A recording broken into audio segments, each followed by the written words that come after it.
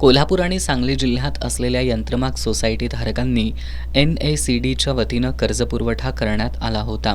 या कर्जाची वसुली वस्त्रोद्योग सोलापूर विभागामार्फत दरवर्षी केली जाते. त्याच अनुषंगानं आज जिजामाता मार्केट इथं बैठक आयोजित करण्यात आली होती. या बैठकीला वस्त्रोद्योग सोलापूर विभागाचे तांत्रिक अधिकारी अर्जुन गोरे आणि अंबादास पोकल, पश्चिम महाराष्ट्र यंत्रमाग सहकारी संस्था महासंघाचे अध्यक्ष सुनील तोडकर यांच्यासह 200 पेक्षा अधिक सोसायटी धारक उपस्थित होते.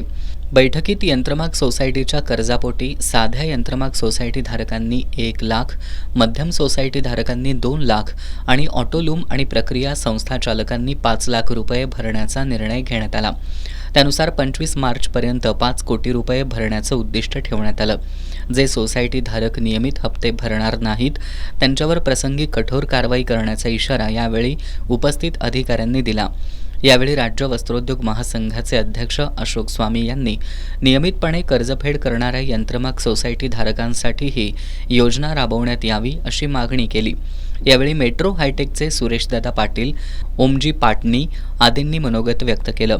बैठकीला धनराज खंडेलवाल, दीपक मुथा, महेश पाटील, ऋषिकेश गौड, हरुण पानारी आदी उपस्थित होते.